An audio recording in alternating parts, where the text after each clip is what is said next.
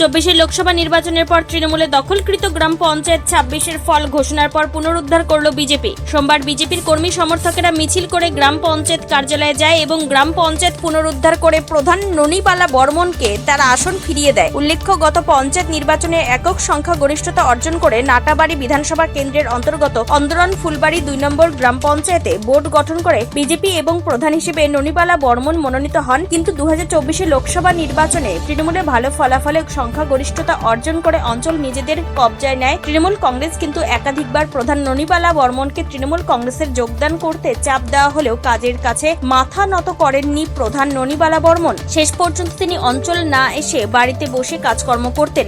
উপপ্রধান অঞ্চলের বিভিন্ন কাজকর্ম করতেন বলেও জানা যায়। এবারে 26-এ পালা বদলের পর আজ সোমবার দলীয় কর্মী সমর্থকদের নিয়ে প্রধান ননিবালা বর্মন অঞ্চলে প্রবেশ করেন। উপস্থিত ছিলেন বিজেপি নেতৃত্ব, শিক্ষা বসাক, প্রসেনজিৎ বসাক সহ অন্যান্যরা। এদিন কোচবিহার জেলা বিজেপির সহ সভাপতি শিক্ষা বসাক কি জানিয়েছেন শুনুন।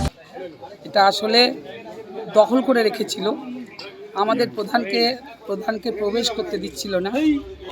তৃণমূলরা যেভাবে বারে বারে আসতে গিয়ে যেভাবে আক্রমণ করেছে, তার জন্য আমরা জেলা নেতৃত্ব আমাদের এই প্রধান পঞ্চায়েতদের নিয়ে এসডিওর কাছে পর্যন্ত গেছি, বিডিওর কাছেও আমরা ফরিয়াদ রাখছি, কিন্তু কোনো সহযোগিতা পাই নাই। পুলিশেরও কোনো সহযোগিতা পাই নাই। ও তো দলদাস, পুলিশ তো দলদাস, সহযোগিতা করবে না। এমনকি একজন অফিসার এসডিও তিনিও পর্যন্ত আমাদের কোনো রকম সহযোগিতা করতে পারেন নাই। যার জন্য আমাদের আশীর্বাদ করা পঞ্চায়েত 9 জন পঞ্চায়েত ঢুকে আমাদের প্রধান নিজের জায়গায় বসে পরিষেবা দিতে পারেন নাই।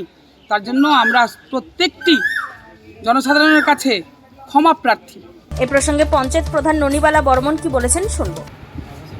দীর্ঘ 2 বছর পর 2024 লোকসভা নির্বাচনের পরে জিহাদি শক্তি তথা তৃণমূল কংগ্রেসের হারমাত্রা গণতান্ত্রিক পদ্ধতিতে আমরা ভারতীয় জনতা পার্টির অন্তর্ভুক্ত 2 গ্রাম পঞ্চায়েত আমরা দখল করেছিলাম এবং ভোট এখনও আমাদের ভারতীয় জনতা পার্টিতে আছে।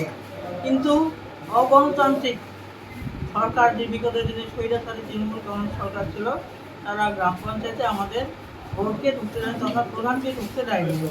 এবং এই 2 বছর আমাদের কিন্তু অন্য গ্রাম পঞ্চায়েতে ডেভেলপমেন্টের কাজ কিন্তু বন্ধ ছিল। কোচবিহার থেকে নিজস্ব প্রতিনিধি রিপোর্ট, টাইমস 14 বাংলা। আরো নিত্য নতুন ভিডিও পেতে এবং তথ্য জানতে আমাদের ফেসবুক পেজকে লাইক ও ফলো করে রাখুন। সেই সঙ্গে টাইমস 14 বাংলার ইউটিউব চ্যানেলকে সাবস্ক্রাইব করতে ভুলবেন না। মুখের উজ্জ্বলতা হারিয়ে গেছে, স্পট পড়ে গেছে, ব্রণ ভর্তি, তাই আর দেরি না করে আজই আসুন রায়গঞ্জের চণ্ডীতলায় হেলথ প্লাস মাল্টি স্পেশালিটি ক্লিনিকে এবং এখানে পান অভিজ্ঞ ডাক্তার দ্বারা ফ্রি স্কিন টেস্ট। আরো বিস্তারিত জানতে যোগাযোগ করুন 9674895169 এই নম্বরে।